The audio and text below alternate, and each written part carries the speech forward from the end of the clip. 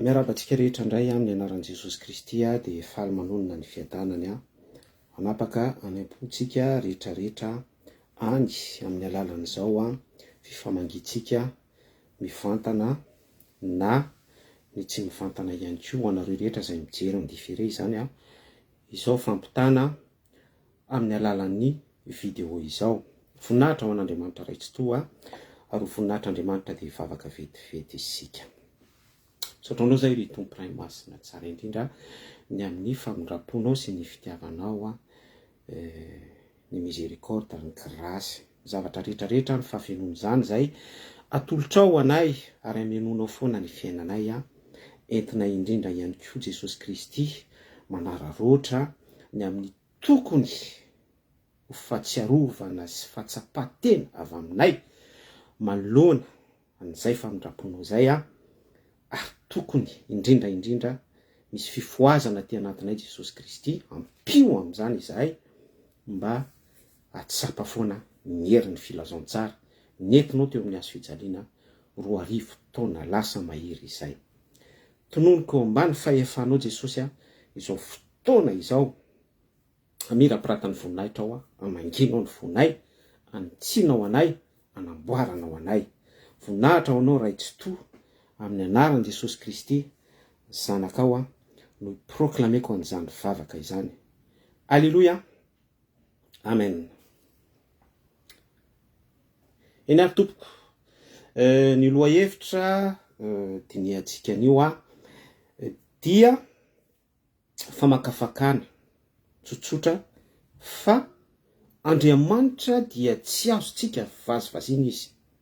Miainga amin'izay no hitondrantsika fampahafantarana ato anatin'ity horonan-tsara ity. Andriamanitra tsy azo vazivazina. Vakitsika ny Galatiana 5:7 amin'ny anaran'i Jesosy Kristy. Aza mety ho fitaina ianareo. Andriamanitra tsy azo vazivazina fa izay afafin'ny olona no ho tsinjainy. Amen. Raha nandintsika isika ny zavatra nisy indroa zay tsika nanao fampianarana teto nanao constatation de fait par rapport amin'ny resaka antsapiderana. Eritaona mahery lasa izay nisy tao amin'ny palais de sport dia nisy ny tao amin'ny kianja barea mahamasina iny. Ilazantsika fa tsy diso ny zavatra resahantsika sy ambarantsika eto.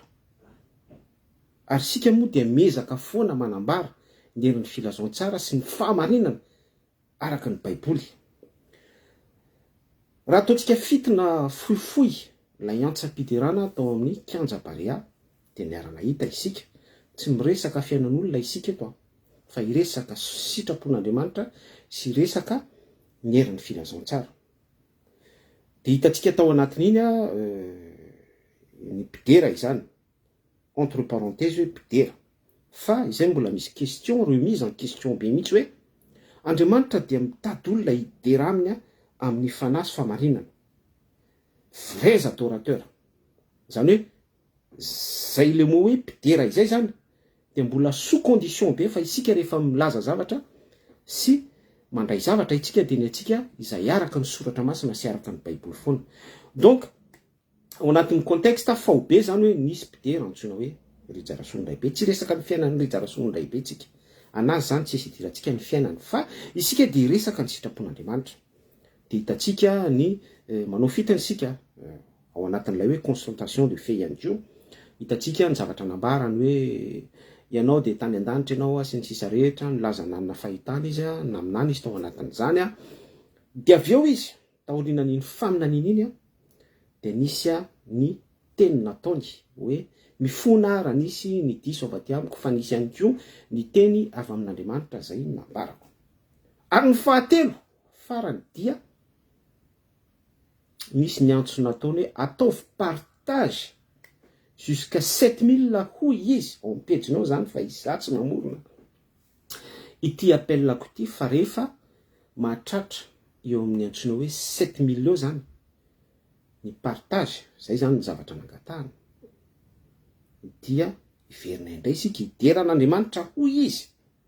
Zay zany ny fanambarana. Hiteran'Andriamanitra tsika tsy asiantsika vidim-pidirana, ataontsika eny Antsonjombe. De mipetraka ny fanontaniana hoe ohatra ny ahoana raha zany ny fatrapan'ny olona ny zany fiderana izany, zany lanjany ny hoe miadorer an'Andriamanitra sy manao louange izany. Satria zany ohatrany hoe za tsy teny hoe ridicule, za tsy miteny hoe tsy fantatro, tsy haiko hoe tsapan'ny olona ve izany hoe midera mifanahy sy fahamarinana izany.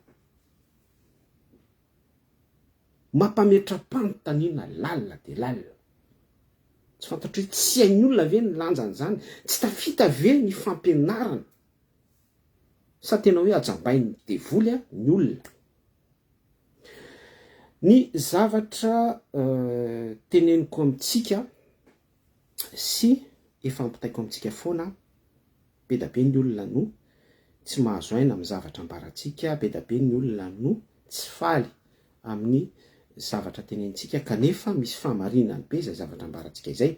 Ny ankamaroan'ny mpidera milaza azy hoe mpidera evanjelika amin'izao vanim-potoana iresantsika izao, amin'izao vaninandro farany izao, dia olona saika manao intéressé daholo, olona saika miaina célébrité, miaina show fotsiny zany, manao izay afantaran'ny olona azy fotsiny, mankalaza ny tenany ao anatin'ny antsoina hoe culte de personnalité. Zany daholo ireo olona milaza azy mpidera evanjelika izao, ireo mifaninana mamokatra disika, mifaninana mitady laza, mifaninana mitady célébrité, zavatra manjelanjelatra sy mipopoka, effets spéciaux. Zany no eritreretin'ny olona fa fiderana, antsam-piderana, fanomezana, voninahitra an'Andriamanitra. Fa izany efa de misarika ny saitsika sy ny fomba fieritreretantsika, fa ny tena fiderana dia entaniko ny saitsika hitodika amin'ny bokin'ny Salamo. Jerevo ny fomba fideran'i Davida an'Andriamanitra, ny fomba fiderany Asafa an'Andriamanitra sy ny mpidera hafa rehetra ao amin'ny Baiboly. Fa ireny mpidera ireny dia miteny amintsika mihitsy ary manindry amintsika fa ireny mpidera ireny dia toy ny hoe mahita fantsona mihitsy izy, tafiditra ao anatin'ny antsoina hoe fifandraisana, izay ilay intimité. Tafiditra ao anatin'izay kanalina izay izy, dia rehefa tafiditra ao anatin'izay izy dia mandray zavatra amin'Andriamanitra. Ary ao anatin'ilay fiderana izy dia soa izy mampibebaka olona, soa izy mampidina ny herin'ny fanahy masina, soa izy mandray faminaniana, soa izy mandray fahitana vision, soa izy mandray fanasitranana na mampidina fanasitranana, zava-panahy ohatran'izany. Hatreo dia mbola tsy miresaka ny antsoina hoe mpidera mifanasy fahamarinana, fa izay zavatra resantsika izay dia mampidina ny voninahitr'Andriamanitra, resaka efekozy zany, mampidina n'ilay gloire herin'Andriamanitra. Zany Andriamanitra tsy toy eo amin'ny seza fiandrianana, dia misy an'izay voninahitr'Andriamanitra izay mamirapiratra, dia io voninahitr'Andriamanitra io no mipaka aty amin'ny fisian'ilay olona midera. Zay zavatra ambaratsika izay. Fa raha ny zavatra nisy teo amin'ny kianja barea, dia za tena miteny amintsika fa usurpation tsotra izao le izy. Azavaiko tsotsotra izay. Jugement no eto koa. Fa ireo dera ny laza nanana faminaniana teo amin'ny kianja barea zany, mety hoe tany ambolohan tany izy nisy exploit kely voarayany tamin'Andriamanitra. Misy moment izy ohatra hoe dera tamin'ny fony tao anaty sincérité dia nidina izay voninahitr'Andriamanitra izay nikasika azy. Dia nanomboka teo izy nisy zèle niorina tao anatiny tao hafanampo. Dia iny hafanampo iny tsy voafehiny, satria ny hetsika be ny émotion nanomboka teo. Tanareo ohatra ndreny le olona le ohatra hoe misy fanasitranana voarayany teo amin'ny parcours spirituel tratran'izany daholo na ny tena izao ary nandalo tamin'izany fa isaorana ny tompo, isaorana Andriamanitra tsy toy, misaotra Jesosy Kristy fa mampianatra antsika foana Andriamanitra. Zay ny zava-dehibe ary zay dia manamafy an'ilay voasoratra ny misoratra masina hoe nalavo impito aza ny marina dia atafarina foana. Dia ao anatin'izay le hoe émotion izay ity efa nambarako teto foana hoe ny démonia dia ao amin'ny tontolon'ny émotion, ao ny tena champ de bataille. Tsy manana ny antsoina hoe vokatry ny fanahy, contrôle de soi, fahononan-tena. Zay le fahononan-tena izay dia voafehantsika ny ao anatin'ny saitsika ao, ny ao anatin'ny sentim-potsika, émotion antsika ao. Mikohatra isika misy fotoantsika miteny tsy fantatra. Garabara sieki barabara dia samy mitabataba eo dia manomboka mitabataba dia ohatry ny lasa miditra ny anatin'ny dimension hoe challenge amin'ny faninana amin'izay, samy mikikika, samy te-ampiseho hoe za miteny tsy fantatra, samy te-ampiseho hoe zay asan'ny fanamasina, samy te-ampiseho hoe misy osotra tafiditra ato anatiko. Dia mikikika, mitabataba, manao hetsika, akifikika, tsy sisa rehetra. Pour faire croire efa esprit zay. Zay le émotion tsy voafehy. Izany hoe ao anatin'ilay émotion lay olona, ao anatin'ny fihetsepo izy, mety misy grain kely ihany fiasan'ny fanamasina tamin'ilay olona, fa n'olona izy tsy manana ny vokatry ny fanahy hoe fahonona tena dia tsy voafehan'ilay émotion fihetsepo dia lasa mahazo toerana ao anatin'izay fihetsepo zay. Zay dia manamafy any koa an'ilay ambaran'ny filazantsara araka ny jaona hoe izy tsy maintsy mitombo fa izaho tsy maintsy miaina. Au contraire anefa le hoe izy tsy maintsy mitombo, la izy tsy maintsy mitombo eo zany ao anatin'izay ohatra raisitsika izay hoe fitenenana miteny tsy fantatra, eo ny exemple atsika, dia tokony ny zavatra rehetra ampidinin'Andriamanitra ao anatin'ilay fitenenana amin'ny fiteny tsy fantatra, vision, ministère, don spirituel, zava-panahy rehetrarehetra, au lieu de izay tokony tombo dia lay émotion, lay fihetsepo, lay fiadanana iny no misongadina betsaka dia lasa ny tenako indray lasa le hoe je suis ego, lasa le hoe faire croire no mahazo toerana dia mandravany le hoe izy tsy maintsy mitombo za tsy maintsy miaina izay. Dia izay ny zavatra nitranga teo amin'ny kianja barea iny. Dia manomboka eo amin'izay dia lasa mihetsika ny saina any amin'ny tontolon'ny amin'ny sy ny émotion rehetra any miteny hoe mandray soratra masina. Ohatra hoe misy teny andiny soratra masina tahaka izao ao amin'ny salamo, na ao amin'ny galatianina, na ao amin'ny romanina, na any amin'ny exodosy, na ao amin'ny tora. Dia a partir an'iny manao calcul amin'izay, manao fisainana sy fieritreretana, mamorona izany, efa esprit daholo izany zavatra resantsika izany, ary pratika izany zavatra partagentsika izany, tratran'izany daholo, na ny tena tsy hoe efa nandalo tamin'izany na lavo impito aza ny marina tafarina foana. Zay ho any zava-dehibe zay, ary tsika miditra amin'izay hoe mifananatra mifanitsy izay mahony tena ao anatin'izay. Eto atsika tsy miresaka fiainana izy, tsy manana compte rendre amin'ny qui que ce soit isika, fa milaza fotsiny ny famarinana ny soratra masina ary milaza ny zavatra tokony halantsika, sy ny zavatra tokony ho fikiritsika, sy ny zavatra mila apetrakitsika ho fanomezantsika voninahitra n'Andriamanitra tokoa.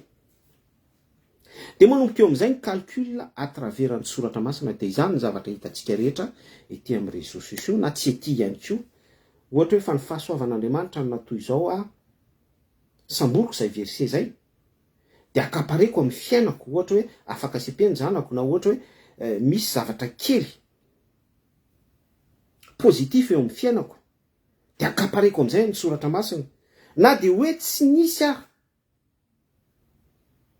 zava-panahy nanandanja sy niseho be loatra tao amin'izay zavatra niseho izay, izay nambarako hoe exploit, exemple an'iraisiko izay, fa lay olona tena hoe nieripony, tena hoe fiezahana no niteraka réussite teo amin'ny fiainana.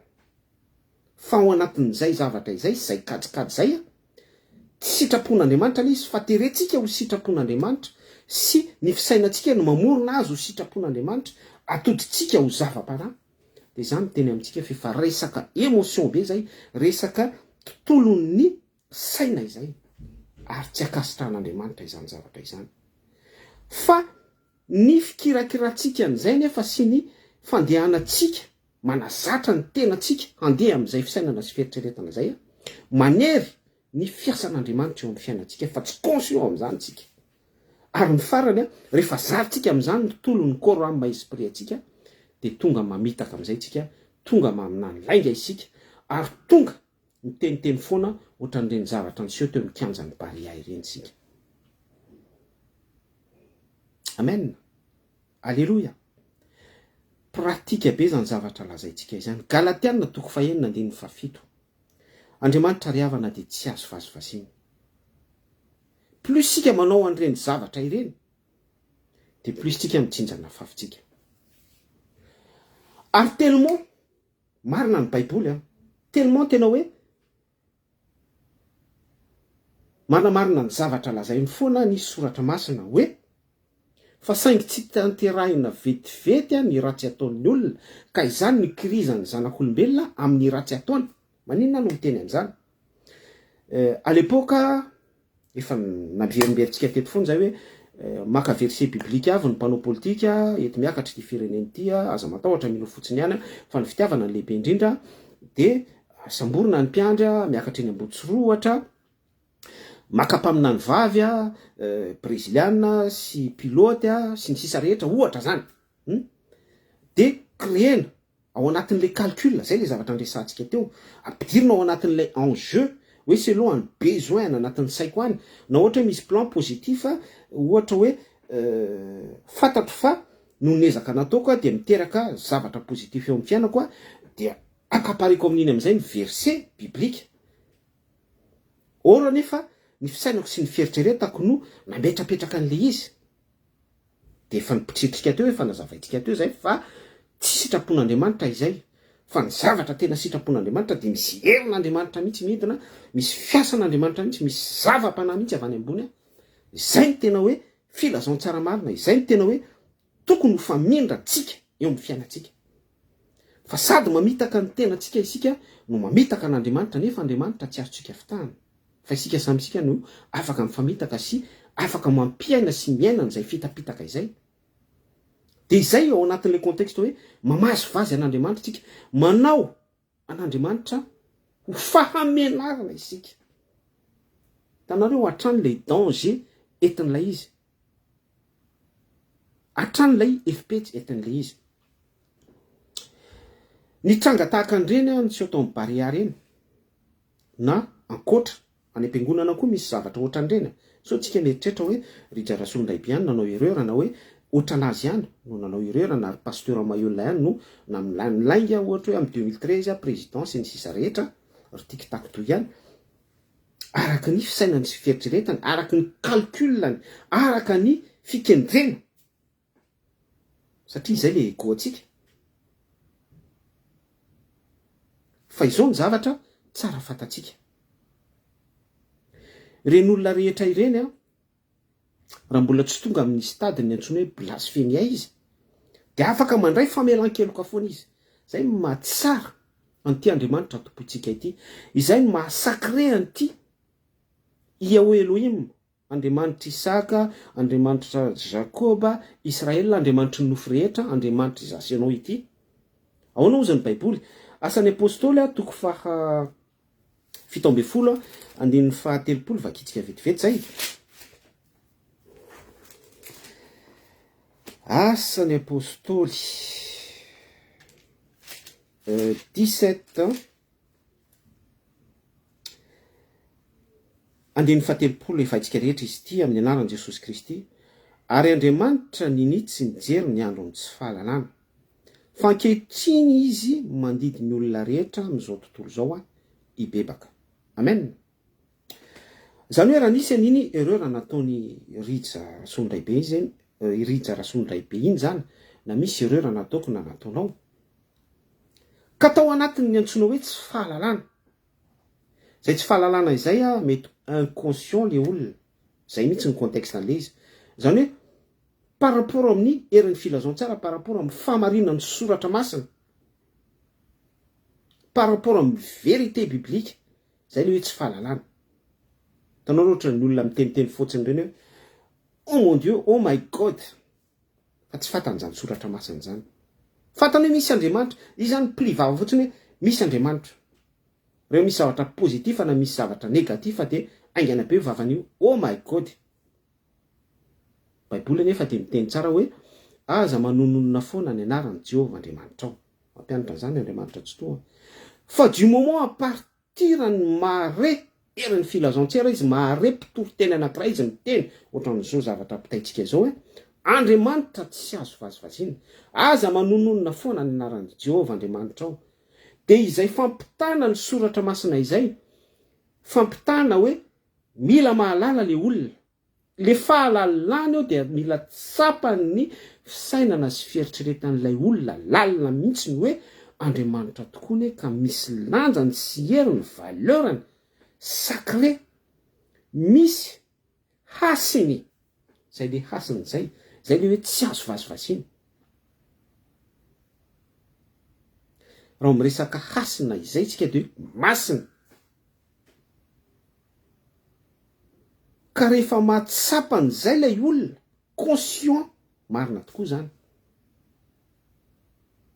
Ary le fahatsapana de misy fiatraikany mihitsy eo amin'ny fiainany, mahakasika ny émotion, mahakasika ny fisainany lalina sy ny fieritreretany lalina.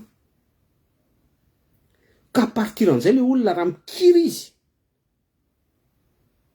anao tsy mety foana, mikiry izy, anohitra foana, de tafiditra ao anatin'ilay contexte asan'ny apôstôly toko 7 andininy 7 izy hoe mandidy an'ireny olona ireny Andriamanitra hibebaka. Tadidinareo Farao mpanjakan'ny Egypta nanoloana ny Mosesy sy ny vahoaka Israel izy. Mafoy izy. Tena mafoy ny lehilahy. Ary vao maika izy nanompo mibala. Na de io fa io ara ny zanany io fomba vahoana fahafatesana fa tsy ny renonse ny Andriamanitra ny tompony lehilahy.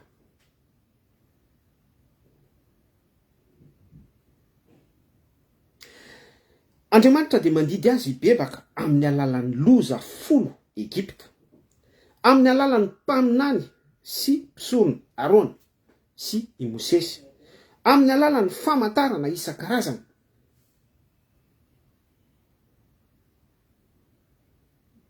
Fa za miteny amintsika fa raha mibebaka zany Farao dia tsy nojeren'Andriamanitra ny tsy fahalalana rehetra, ny fanimpotsampy rehetra, vitan'Andriamanitra nefa sy an'izany, vitan'Andriamanitra ny nanadino an'izany, vitan'Andriamanitra ny nanafona an'izany. Karazana toetra tsy araka ny sitrapon'Andriamanitra rehetra izany. Izay sary zay ihany koa dia entiko amin'ny fiainantsika malagasy. Hoe io misy firenena anankiray mpitondra mahafola laïcité de l'État, manome fahalalahana ny resaka LGBT. Za tsy teny hoe manome fahalalahana ny fanondranana volamena, ny resaka fizarana amin'ny tanila, fanagadrana ny donia sy ny sisa rehetra, ny zavatra mety ho marina sy ny tsy marina rehetra, bref. Feheziko hatreo iny, manjary lasa mifantoka be antsika. Fa ninona izany tsy fandraisana ndraikitra io fanjakana io sy ny vahoaka? Ninona zany fahalotom-potsika? Ninona izany toe-potsika milona ao anatin'ny tsy fanaovana ny sitrapon'Andriamanitra sy fiainana an'izay toetra hoe abomination izay? De za zany miteny amintsika androany hoe Andriamanitra minitsy mijery atsika ao anatin'ny tsy fahalalatsika. Fa ny question de hoe mahalala ve tsika sa tsy mahalala? Sitrapon'Andriamanitra ny resaka eto. Satria isan'andro ny mpitory filazantsara dia midradradratra fa Madagasikara ny Kristy, Madagasikara dia sandetena, Madagasikara dia vahoaka kristianina, Madagasikara dia sy ny sisa rehetra ary voatsiny foana tahaka ny antso ataontsika izao hoe mpivavaka ny vahoaka malagasy ary raha malala raha kapitalina fotsiny ihany ao Antananarivo dia feno ny fiangonana. Malala ve ny vahoaka malagasy? Ny question izay mahalala izay dia question be mihitsy izay mahalala izay. Mahalala sitrapon'Andriamanitra ve isika? Za zany dia miteny amintsika hoe tsy mahalala isika. Fa raha mahafantatra ny sitrapon'Andriamanitra isika dia haitsika ny tsirony zany sitrapon'Andriamanitra zany. Haitsika ny heriny zany hoe manao ny sitrapon'Andriamanitra zany. Fantatsika izay le hoe mahalala izay. Ohatra mpivady io. Ny mpivady anankiray raha mahalala n'izany tsirony fanambadiana izany dia mitoetra ao anaty fanambadiana foana izy. Ary satry ny iainana izay fanambadiana izay, itsiro sy sitraka n'izay fiainam-panambadiana izay. Fifaliana ao anatin'ny zanaka, fifaliana miaraka amin'ny zanaka, fifaliana ao anatin'ny fampitaizana, fifaliana ao anatin'ny intimité ao anaty fandriana, fifaliana hatrany amin'ny fahafatesana lambana koa faty misy rano. Mitohy amin'ny resaka spirituel izay hoe ny mpampatatra sy ny vady ampakarina. Fa za miteny amintsika fa tsy mahalala ny vahoaka malagasy. Satria raha fantatsika vahoaka malagasy sy mpitondra malagasy zany hoe miaraka amin'Andriamanitra tsy toy izany, manatanteraka ny sitrapon'Andriamanitra izany, miaina ny sitrapon'Andriamanitra izany, misitraka an'izany fiarahana amin'ny Jesosy Kristy izany, raha haitsika izany tsy ho ny safidiny ratsy isika. Amen. Alléluia. Gaga ianao amin'izany zavatra resahantsika izany. Mety ho lasa ny saina hoe ahoana ary zany? Tsy ry havana tsy mahalala. Tsy mahalala isika. I Petera ny mpianatra nisy fotoana Jesosy Kristy namahana olona tsy omby 5,000. Rehefa vita ny famahanana, rehefa vita ny fizarana, lasa daholo amin'izay ny olona ny toriteny fiainana Jesosy Kristy. Ny toriteny fiainana Jesosy Kristy, ny laza ny manamiafina Jesosy Kristy, ny toriteny tsy misy klem Jesosy Kristy, fa lasa daholo ny olona. Satria ny zavatra fantatry ny olona dia ilay charnel, ilay fihinanana, ilay fisotroana, ilay festin, izay ny fantatry ny olona. Fa i Petera sy ny mpianatra dia niteny tamin'i Jesosy hoe ho any amin'iza moa izay, ianao ny manana ny teny fiainana. Izay le ambarako hoe mahalala. Izany ny olona mahafantatra ny herin'ny filazantsara. Ka teo dia nanipika hoe mahafantatra ny herin'ny filazantsara ve Madagasikara? Zaho miteny amintsika fa tsy mahalala. Be da be ny mpanompon'Andriamanitra tsy mahalala an'izany. Maninona no miteny an'izany? Raha fantany ny herin'ny zava-panahy, raha fantany lanjan'ny faminaniana, raha fantany lanjan'ny ministera sy ny don spirituel ny zava-miafina ao an-danitra ao, vrais adorateur.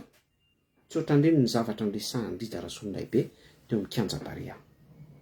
Ary tsy aveo izy ny teny hoe mifona aminareo sy ny sisa rehetra fanitsinetiny nataoko. Satria raha fantany hoe raha miteny zavatra tsy araka ny sitrapon'Andriamanitra tsy tojo amin'ny fifonany izy. Zany hoe kory tsy midika hoe tsy manao erreur tsika rehetra. Fa ny ao atrizy zany. Zany ny zavatra tiako apetraka. Ny ao atrizy. Ary au lieu de hoe hiteny zavatra par rapport amin'ny situation hoe io misy olona anankiray, io mpitondra firenena, na io ihany koa tsy mpitondra firenena, dia contexte miankina amin'ny position an'io olona io no etiko ametrahako ny fiderana. Tsy izay le miaraka amin'Andriamanitra izay. Izay le ambarako hoe tsy mahalala ho atsika. Ireo mpidera ireo tsy mahalala an'izany hoe vrais adorateur zany, tsy mahalala an'izany hoe midera amin'ny fanahy sy famarina zany, tsy mahalala ny lanja ny louange sy adoration ireo olona ireo. Alléluia. Fa raha nahalala izy ny ao atrizy, sadaika atrizy hiteny, sadaika atrizy amin'any lainga, miao atrizy amin'ny fanambarana ataony. Ary misy fanahy manindry azy hoe attention, manafora ny vavany, mahatonga azy tsy hahetsika, tsy ho tafateny. Alléluia. Pratique zany zavatra resahantsika izany. Bloqué n'Andriamanitra sœur frère ny tontolon'ny conscience, ny fanambarana. Fa za miteny amintsika zay mahatonga anazy hiteny amin'ny émotion, fihetsepo. Mbola sous contexte ny zavatra ambarana. Satria izay le mbola mila sitraka amin'olona izy. Zay le hoe raha mila sitraka amin'olona dia mbola tsy mpanompon'i Jesosy Kristy. Alleloia. Ary zay zavatra zay no ialantsika. Zay zavatra zay ny antony fizarantsika. Zany zavatra izany ialantsika pito mandifotr'olona. Zany akory tsy midika fa hoe tsy manao ireo raha ho asika. Efa samy nanota avokoa izy rehetra ozy ny tokony romanina. Tsy misy manina ny voninahitran'Andriamanitra na idera. Za efa nanota, ianao efa nanota. Impiry no nitako amin'ny rahalahy akozy Petera. Jesosy Kristy dia niteny mazava tsara hoe na dia impito amin'ny fitopolo ara izany hoe tsy manam-pataperana, mamela heloka foana isika ary mamela heloka foana Jesosy Kristy.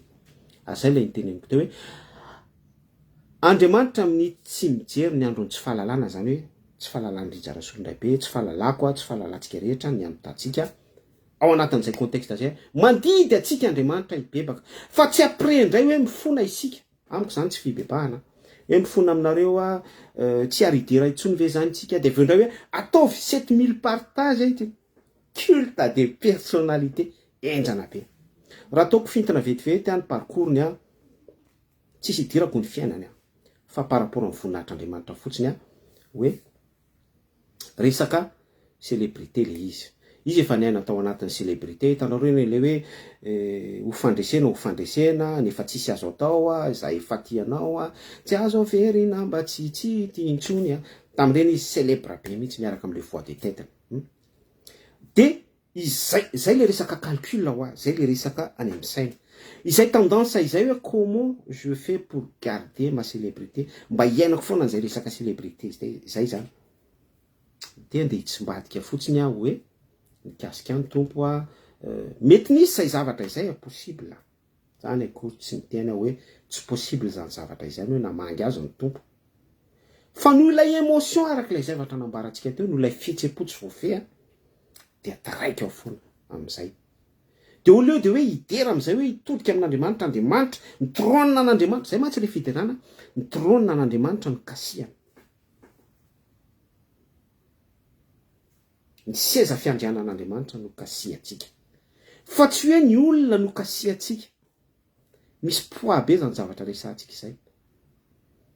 Dia izay le resaka célébrité. Tanareo ireo olona célèbre rehetrarehetra ireo.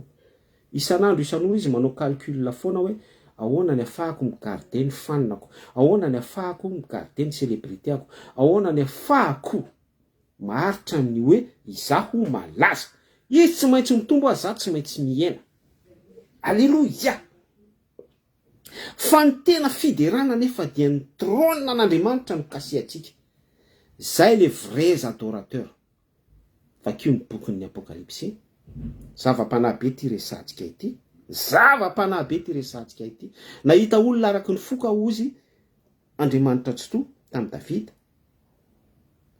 Dimension an Davida mamaky ny salamo izy. Zany hoe olona izy eo mamaky midera ary fatatsika ny bokin'ny salamo misy faminaniana. Jesosy Kristy nombona teo amin'ny hazo fijaliana, amaky ny loha samangina, aliko ny fahafatesana sy ny sisa rehetra.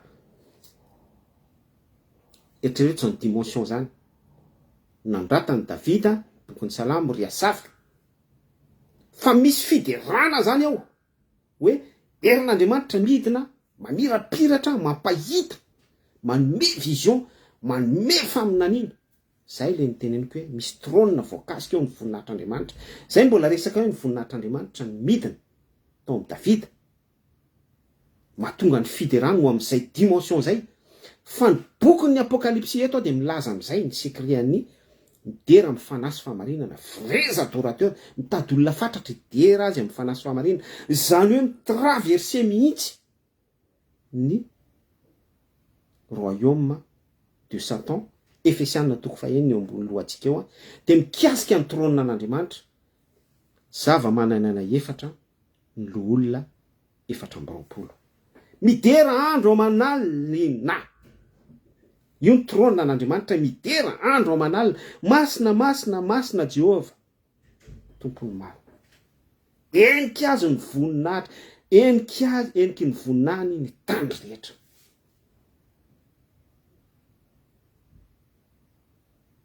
Midera mifanasy famarinana. Fa tsy ohatran'ireny eny amin'ny kianja barea sy ny hitanareo any amin'ny karazam-piangonana isan-karazany. Ny émotion mihetsiketika dia samy mitomany eo daholo manao mie maquillage, manao belle sy beau daholo, manao apparence zany, effet spéciaux zany resantsika izany. Zay le izy. De samy tafalatsaka ao anatin'ny émotion de ny pijery ihany koa voakasika arak'ilay fihetsehana ataontsika sy ny fanentanana nataontsika manentana itsika io. Fa tsy zay le izy. Fa io trône n'Andriamanitra io, io voninahitr'Andriamanitra io, seza fiandrianan'Andriamanitra io, io no kasiatsika. Zay le fiderana amin'ny fanahy sy famarinana. Ry havana, mila elantsika reny toe-po sy toe-panahy, toe-tsaina, fieritreretana, fitondran-tena ao anatin'ireny tahaka an'izao tao amin'ny kianja ny barea ireny. Misy verset somary mafimafy ity ovakiko amintsika. Hebreo toko fahenina. Hebreo toko fahenina andin'ny faha efatra. Fa izay efa noazavaina indray mandeha sady efa nanandrana ny fanomezana avy any an-danitra sy efa nandray ny fanahy masina. Ary efa nanandrana ny teny tsara n'Andriamanitra andin'ny vadimy sy ny hery ny fiainana ho avy. Nefa ny hevitra dia tsy azo avaozina indray ho amin'ny fibebahana satria manombo ny zanak'Andriamanitra indray amin'ny azo fijaliana ka manao azy ho fahamenarana. Mafy be io verset io ry havana. Mafy be io. Teo dia nanazava hoe malala ve tsika? Tsy malala. Rijarason ray be tsy fatana. Teniteny fotsiny izy par émotion etsehany satria izy tao anatin'ny culte de personnalité ny parcours tao anatin'ny resaka célébrité de noho ny émotion tsy voafehany de tonga tamin'ireny fahalavona ireny izy. Tahaka ny any am-piangonana sy ireo faux témoignage be da be hitatsika rehetrarehetra gauche à droite ohatran'ny Fabiola sy ny tariny sy ny mpino be da be izay tsy miseho télé fa ny tsy miseho télé sy ny tsy miseho réseau ny be da be ihany koa mbola pira lavitra noho ireny fa ireny aloha no miseho réseau sy miseho télé. Izay efa noazavaina indray mandeha sady efa nanandrana ny fanomezana avy any an-danitra sy efa nandray ny fanahy masina. Ao lay point. Fanomezana avy any an-danitra sy efa nanandrana ny fanahy masina. Ohatrany ahoana izay fanomezana avy any an-danitra izay? Ny fanomezana avy any an-danitra dia ny zava-panahy avy any an-danitra ohatrany hoe don spirituel, ministère, faminaniana, ny karazana asa rehetra, délivrance, fa fanomezana avy any an-danitra daholo. Zavatra avy any amin'Andriamanitra. Tena hoe io mihitsy Andriamanitra manome. Intimité zany resantsika izany. Ao anatin'ny fifandraisana amin'Andriamanitra ny ahafahana mahazo an'izany.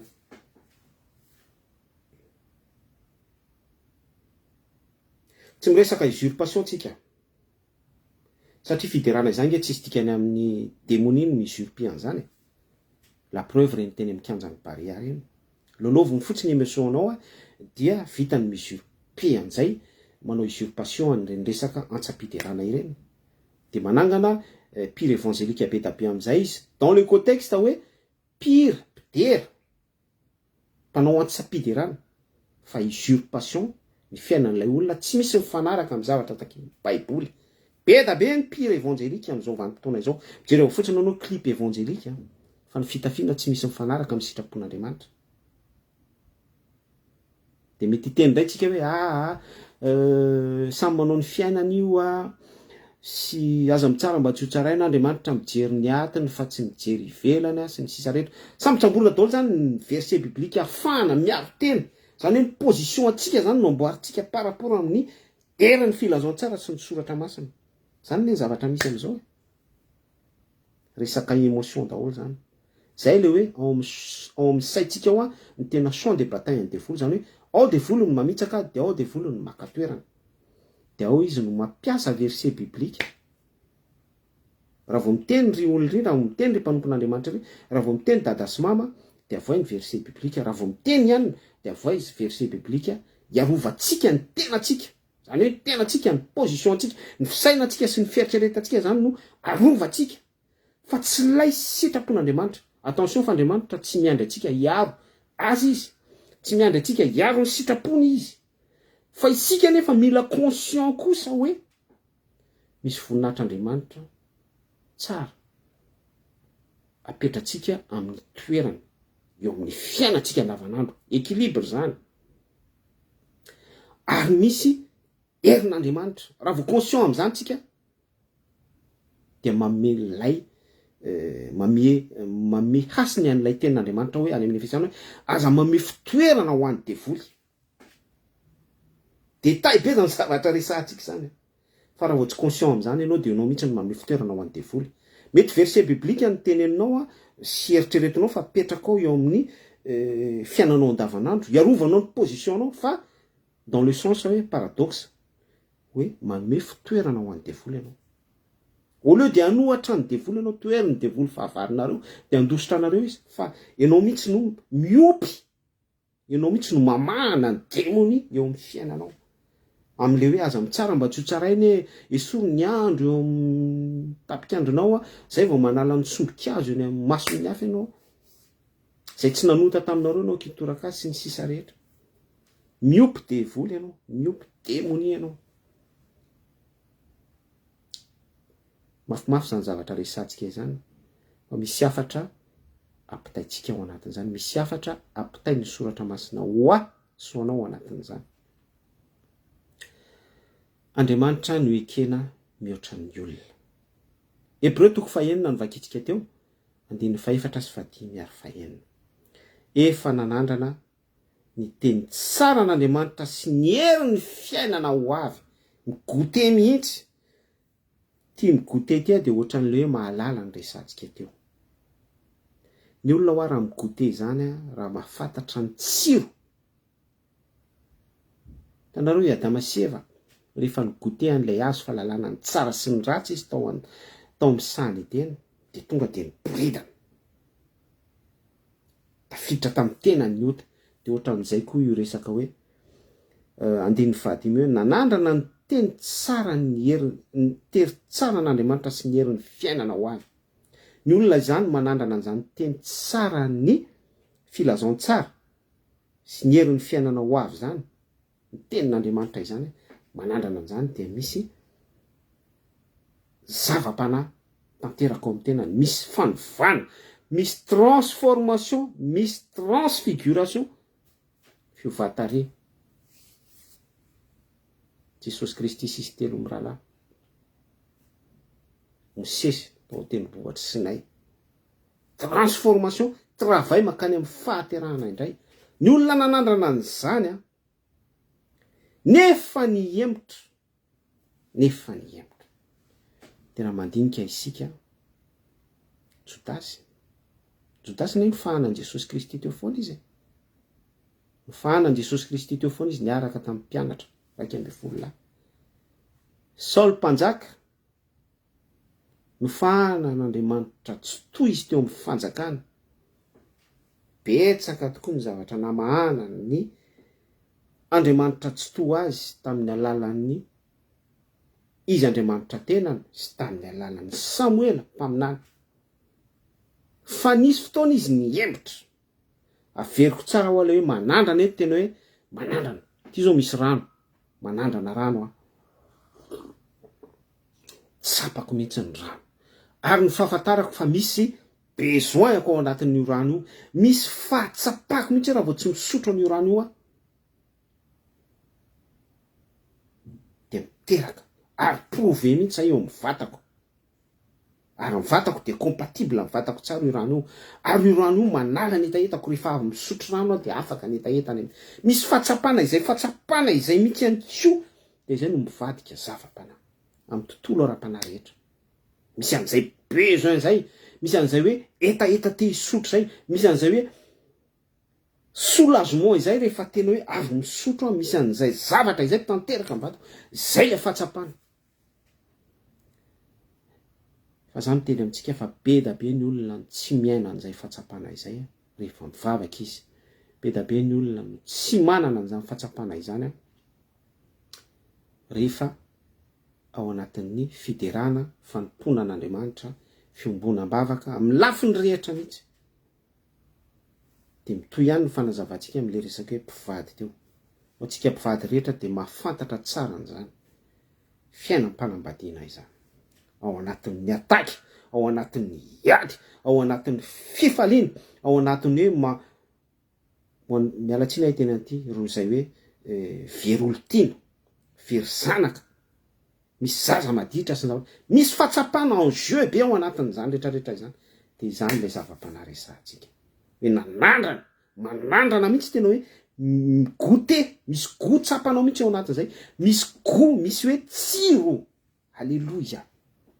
Zany ndiavana ny zavatra rehetsantsika ato amin'ity Hébreu 4:ty, zany ny zavatra songadiny ny soratra masina. Tsy azo avaozina indray ho amin'ny fibebahana. Solompanjakany tena gogogo ny tomany, ny tadiny tavan'Andriamanitra tsy toy izy aveo, fa tsy azo avaozina intsony, nampanaelo ny hafarany. Takan'izany koa Jodasy. Misy fanenenana atao anatiny fa ny afara tamin'ny famonoantena izay. Satria misy déchirement, misy fialany ny herin'ny fanamasina, misy cordon tapaka mihitsy miala ao anatinao. Ho antsika rehetra zay nandray an'izay fanomezana avy any an-danitra izay. Ka jugement ny tsika akory raha nilazan'izany zavatra rehetrarehetra izany tsika fa ny sitrapon'Andriamanitra ihany. Attention, raha ohatra nanao erreur, ry Jarasoa Ndaibe, nanao erreur ianao, de raha tsika malala moa fa tsy de ny sitrapon'Andriamanitra loatra no mamaika ny olona milaza azy rehefa misy zavatra taka ireny, fa ilay jugement mpaminany sandoka hoe zao sy ny sisa rehetra, pareil pasteur Mayolla, pareil amin'ny andro nirina Rajoel lajaina na olona hafa na tsain kristian na mpitondra fivavahana hafa ohatra tikitako sy ny sisa rehetra. Fa za miteny amintsika eno tsara ty afatro ty, za miteny amintsika fa reny olona ireny raha ohatra hoe du moment izy mibebaka ka avelan'Andriamanitra ny fatsony, fa ny antsika ilay mitondra jugement sy ilay tsara be fahatany miteny ratsy, misy miteny ratsy mihitsy miapanga manao teny tsy antonina araka ny fanambarana tokony sahaza ho fanitsiana amin'ireny olona ireny ny antsika mibendrendra. Zay le hoe ny aloha lasa riana, ny ariana ho lasa aloha. Zay nge ry havana ny mahagravy ary tsy mora ho aty manara-dian'Andriamanitra ity, tsy mora fa sarotra. Ary zany ny tokony amailo antsika foana amin'ny fanaovana ny sitrapon'Andriamanitra sy fiainana an'izay sitrapon'Andriamanitra izay. Zay ny azo nambara fa makasitraka atsika naaraka miaritra sy ny aina tao anatin'izay fifampizarana izay. Vonahitra ho an'Andriamanitra ray tsy toa. Makasitraka manokana ny rahalahy Mikael Rafidy ny aina, Elias Gabriel sy ny sisa rehetra anonimy any ambadika any. Vonahitra ho anao ray tsy toa. Misaotra betsaka ny amin'ny loha hevitra voazarana io, voambara. Zavatra rehetra tompo dia entinay foana andraisana fantsitena, andraisana fifanitsiana, amantarana ny sitraponao atomomoasy amin'ny lafiny rehetra. Mamela ny eloka Jesosy ny amin'ny zavatra maro tsy araka ny sitraponao. Mankasitraka, mankatelina ny amin'ny famindraponao. Raha misy ny aja sy ny tera teo anao irery any Andriamanitra tsy toa, ary ny anaran'i Jesosy Kristy no anambaranay an'izany. Alleluia, amen. Raha soantsika rehetra dia tain'i Jesosy Kristy mamirapiratra eo amin'ny vonany ankino amin'Andriamanitra tsy toa foana ny fiainantsika dia ho lavorary izay rehetra kasaitsika, satria ny fikasan'Andriamanitra no miasa eo amin'ny fiainantsika eo ambony ny fikasantsika. Ny fikasantsika dia misy erreur be da be ao anatin'izay, fa ny fikasan'Andriamanitra no fafenoan'ny perfection, dia izay fikasan'Andriamanitra izay no proclamentsika mipetraka eo ambonin'ny fiainantsika, ahafahantsika mitanjozotra makao anatin'ilay fantsona mandeha any amin'ny fiainana mandrakizay manaraka ny projet an'Andriamanitra, ka ny projet antsika dia voafeha ao anatin'izay sitrapon'Andriamanitra tiany ho tanteraka eo amin'ny fiainantsika izay. Mahereza rahalahy, mahereza sœur rehetra, ranabavy rehetra. Veloma tompoka. tainy Jesosy daholo mamirapiratra eo amin'ny vonina.